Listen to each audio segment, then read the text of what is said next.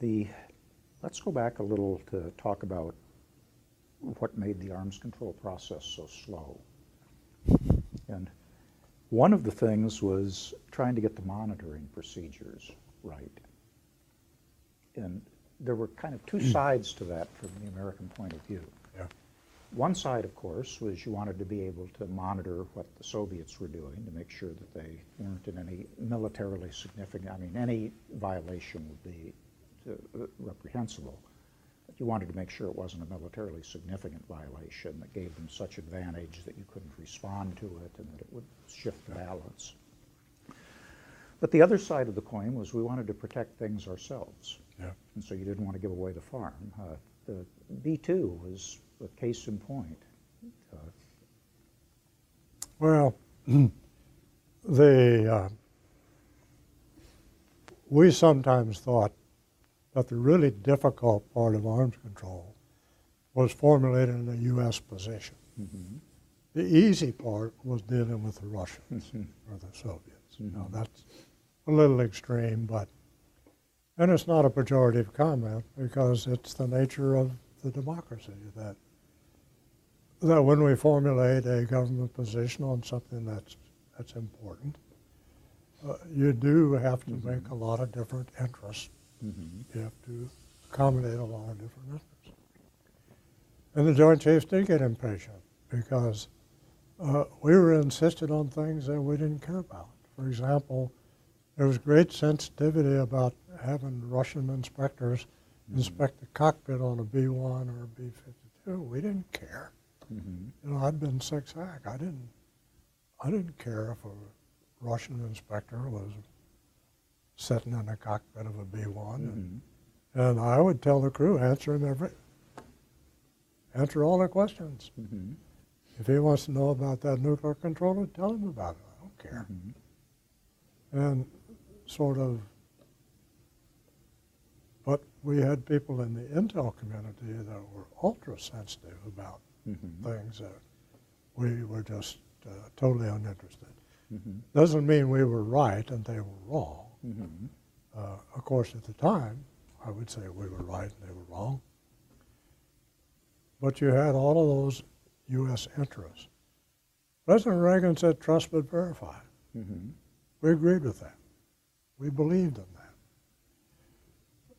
But when we made our military judgment about what value do they gain, for example, we insisted they can't see a ballistic missile warhead.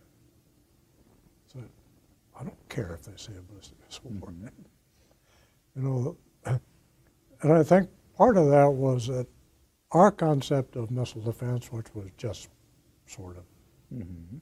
maturing, was that you need to know a lot of details about that warhead. Their concept of missile defense, they didn't know anything about that warhead because they were going to hit it with a nuclear weapon. Mm-hmm. Whereas we were going to have to do discrimination, et cetera, et cetera. Mm-hmm. So sometimes we mirror, often, but in this case, we were mirror imaging where there was no mirror image. Mm-hmm. Part of it, though, as I said before, was just, you know, our attitude is we want to win. Mm-hmm. And sometimes we lose sight of the real objective because we want to win. Mm-hmm. And in this case, we still had a bit of that win-lose. That is, Mm-hmm. we can get them to accept this and it will be to our advantage and their disadvantage. And I think that's what, and I jokingly say part of the problem was the meetings were in Vienna. But had they been in Minot, North Dakota, it would have been quicker. There were areas, though, where we were legitimately concerned about what they might see. I mean, you've cited ones. Of course. And one of the attractions of the 0-0 outcome in INF is you wouldn't open up systems to the question of dual use and inspections of them. After INF was negotiated, we had a lot of pressure from some of our European allies to press ahead with short-range nuclear force talks. And there, if we had gotten into them, it probably, there would have been lots of sensitive programs that we had that we wouldn't have wanted them to see. The Navy was quite sensitive about anti-submarine warfare and protecting things on how they operated and things of that sort, where they were quite concerned about what Soviet inspections might do. So that always was a part of the process, and our presumption was that the Soviets probably would have been similarly concerned on some of their own things. To carry the thought forward, one of the things that we gained when we got into the start in the INF era is we began to get this plethora of activities, on-site inspection, data exchanges, pre-announcement of launches and exercises, that would give each side a sense of kind of the direction that the other was going in. There was some predictability there. And that's kind of carried forward in many ways to where we are today. You want to talk about that theme for a moment? We Joint Chiefs at least, we tended to carefully separate the warfighting and deterrence. Understanding you have to be able to do the nuclear warfight to have effective deterrence. But so all our judgments about the INF and short-range missiles and some other issues, we always looked at it through the prism of how does this affect a potential conflict in Europe, in this case. And for example, when the arms control people came to the Joint Chiefs and began to prepare their case for us to give up chemical weapons, they were shocked because we immediately said, take them. We don't want them. They were ready. They were ready to mount a campaign. We said, take them. We don't want them. Why didn't we want them? Because you can't control them on the battlefield. That chemical weapons are a great terrorist threat. But you dare not use chemical weapons on the battlefield. We learned in World War I. You think you're using chemical weapons against your adversary, the wind shifts, and suddenly you're used. So you can't affect the outcome. And if you can't affect the outcome, then it's not a useful thing to use on the battlefield.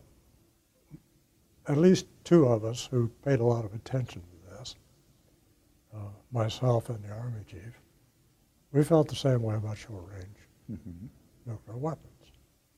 We felt the same way about ADMs. You know, sometimes we would ridicule it a little bit and say, oh, well, we're going to defend Western Europe by turning Western Europe into a nuclear wasteland. Probably not the best battlefield strategy.